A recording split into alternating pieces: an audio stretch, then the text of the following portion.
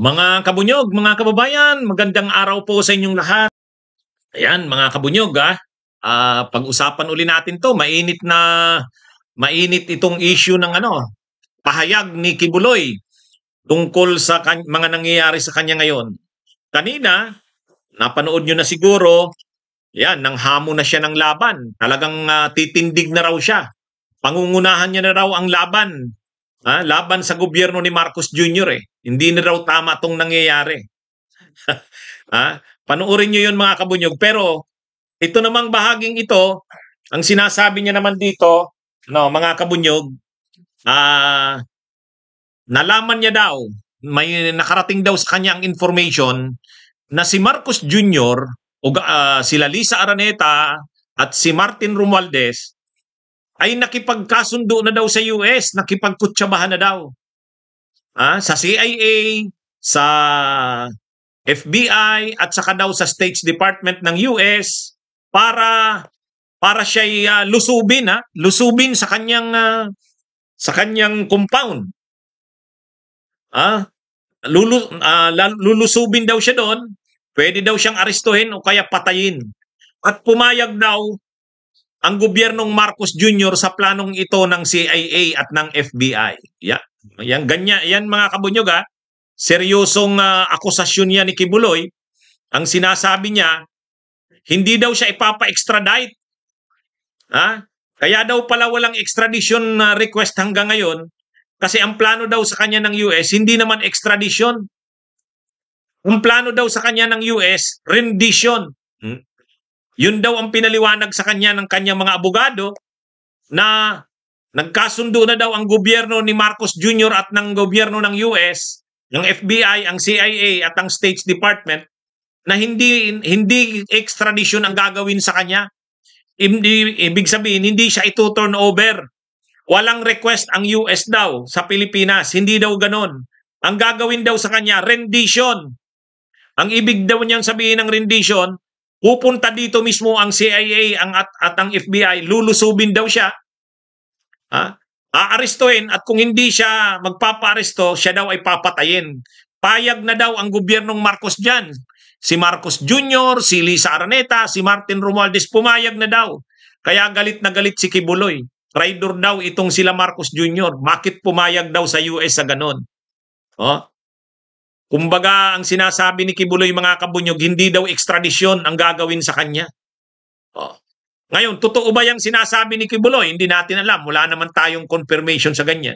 Kita nyo? Inconsistent si Kibuloy mga kabunyog. Bakit natin nasabing inconsistent? Ang sabi niya, handang-handa na raw siyang harapin ang kaso niya sa US. Di ba? Narinig niyo yun mga kabunyog. Handang-handa na daw siya. Kaya lang daw pinupostpone ng FBI at ng autoridad ng US. Kaya nga daw ang judge, nagagalit na daw yung judge, kaya sa November 5, tuloy-tuloy na daw talaga yan. Pero kung sila daw ang tatanungin, matagal na silang handa. Matagal na daw siyang handa na harapin yun. Napanood niyo yun, di ba mga kabunyog? Pero sabi niya, nandito siya sa Pilipinas, hinihintay niya lang yung extradition request. Di ba? Hinihintay niya daw na ang US mag-request sa Pilipinas ng extradition kasi may treaty tayo. Inconsistent. Bakit inconsistent? Sabi mo, handang-handa ka na. Pwede namang hindi mo na hintayin yung extradition, pumunta ka na doon, harapin mo na. O di ba mga kabunyog? Nakukuha niyo yung inconsistency ni Kibuloy? Inconsistent. Bakit? Sabi niya, handang-handa na siyang harapin, sa katunayan daw, hindi siya ang may problema. Ilang beses daw kasing pinostpone. Hindi naman daw siyang nagpapapostpone nun. Siya daw ay handa na. Marami na daw siyang abogado. Nakahanda na yung kanilang depensa. Kaya lang daw napopostpone. At siya daw dahil nandito sa Pilipinas, naghihintay siya ng extradition request. Ay kung handa ka na palang harapin, bakit ka pa maghihintay ng extradition? Kailangan lang naman ng extradition kung yung akusado, yung wanted, ay ayaw harapin yung kung handa siyang harapin, hindi niya na kailangan maghintay ng extradition. Pumunta na siya doon, harapin niya na. Di ba mga kabunyog? Ganun yun Simpleng-simple.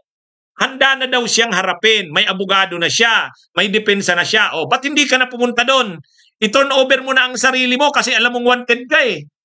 O, huwag ka na maghintay ng extradition. Di ba mga kabunyog? O, kay Danny Timao, shout out. Kay Emanichano. Handa na daw siyang harapin pero naghihintay na daw siya ng extradition. Pero ang sabi niya, yung extradition, ilalaban namin yan. Hanggang korte, hanggang Court of Appeals, hanggang daw Supreme Court. Ay matagal pa yun. Yung pala, magpapadelay ka lang eh. Kaya mo pala yan hinihintay ang extradition kasi magpapadelay ka. Delaying things ang gagawin ni Kibuloy. Pero kung alam niyang wala siyang sala at totoong handa siyang harapin, hindi na siya maghihintay ng extradition request. Pumunta na siya doon ng US kasi alam niya namang wanted siya eh. So na ano nyo mga kabunyog, nag-hallucinate, tama po yung reaction niyo. Alam nyo yung kinikwento ni Kibuloy? Ang sinasabi niya, minaman-manan na siya ng CIA at FBI. Nandito na sa Pilipinas. Ginagamitan pa ng mga drone. Bawat galaw niya daw nasusundan. Itong si Marcos daw at si Lisa Araneta, pumayag na gawin yan ng US dito sa atin. Kaya tinatawag niya si Lisa Araneta at si Marcos na traidor kasi nakipagkutsamahan na sa US. Nag-hallucinate itong si Kibuloy. Natatakot sa sarili niyang anino. Tama po kayo. Sus naman. Parang alam niyo yung ano niya? Alam niyo yung pinagsasabi niya? Parang wanted na wanted siya ng US na terorista siya na nagpadala na dito ng mga CIA agents, FBI agents, minaman-manan siya. Aside sa minaman-manan siya ng FBI at CIA, may drone pa na sumusubaybay sa kanya at naghihintay na lang anumang oras, i-strike na siya. Sus naman, grabe naman ang ano ni Kibuloy. Para namang napaka-importante siya sa US. Ang mga ganong kaso, ginagawa ng US yan sa Iran, sa Iraq, yun, sa Afghanistan, yung mga ganon.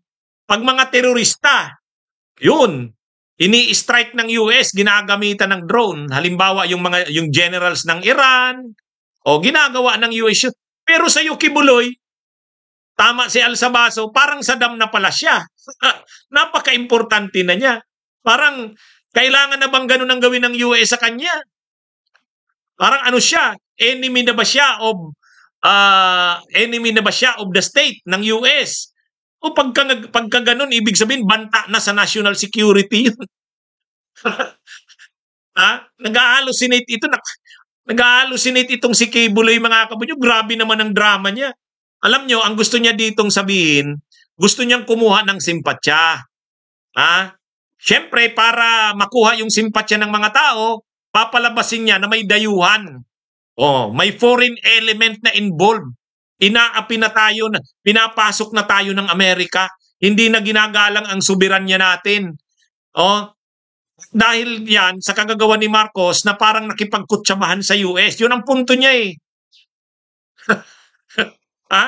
Yun ang kinikwento niya na nakukuha niyo yung kanyang kinikwento.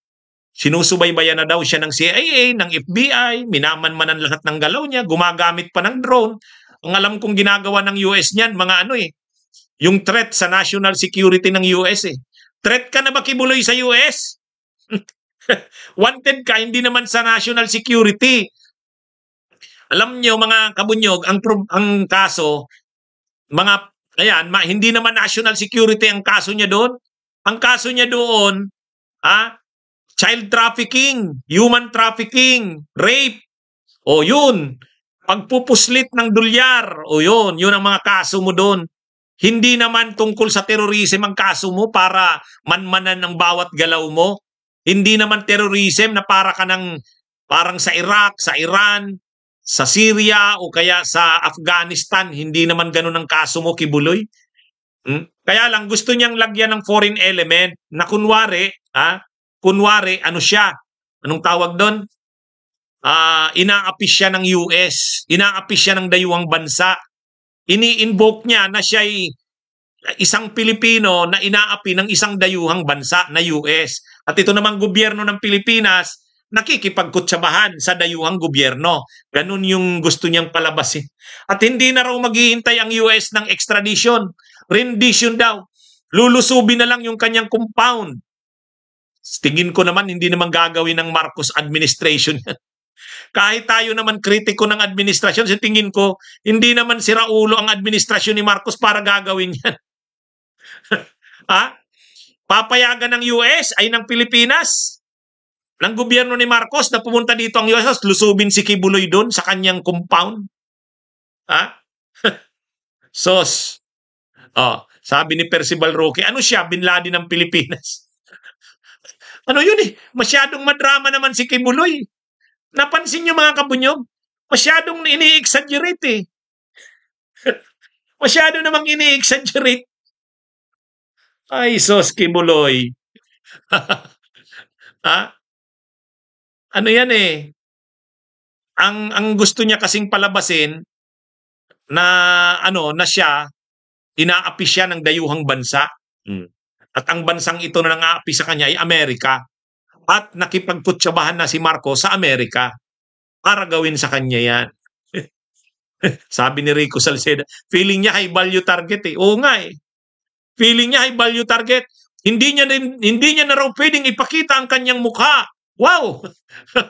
Kaya nag-ano daw siya, audio na lang, hindi niya na raw ipakita ang kanyang mukha. OA, tama ka Noel Batad. OA. Raygon, salamat sa pag-send ng donation ha. Masyadong overacting itong si Kibuloy. Tama ka rin, Sakura. Panic mode na kasi. Panic mode na. Alam nyo, itong si Kibuloy at saka si Duterte, panay panic mode na yung dalawa na yan eh. Panic mode na. Pa-victim effect. Eksakto, Jason Arcilla. Totoo, wanted siya ng FBI. Totoo. Gusto siyang maaresto ng FBI pero hindi naman yan gagawa ng gano'n na parang katulad ng ginawa ni Bin Laden na Navy SEALs nag-operate bigla na lang nandoon. Tapos pak. Ganun bang gagawin sa kanya? Sus naman, drama mo naman Kibuloy. OA naman to. OA. Ha? Tapos sabi niya, handa akong harapin ang kaso ko sa US. Bakit ayaw mong pumunta doon para harapin na? Naghihintay daw siya ng extradition. Huwag ka na maghintay ng extradition kung handa ka, puntahan mo na. Kaya lang alam niya kasi yung extradition request, matagal na proseso yan. Kaya niyang bilhin ang mga nasa Department of Justice, kaya niyang bilhin ang korte. Yun. Alam niyo mga kabunyog, masyadong OA itong si Kibuloy. Kala mo naman napaka-importante niya sa US eh. Ay, Kibuloy. Alam niyo mga kabunyog, yan, yung mayabang na bulaang pastor ngayon, praning. Desperado na kung ano-ano nang sinasabi, kung ano-ano nang iniisip. Kung ano-ano nang naiisip eh. OA, overacting. Okay mga kabunyog, mga kababayan. Bunyog, halikan na kasama ka. Bunyog, kapag buklod ay may pag-asa. Luzon, Visayas, Mindanao, isa ang pananaw. Sa bagong Pilipinas ang bunyog isisigaw. Bunyog, bunyog.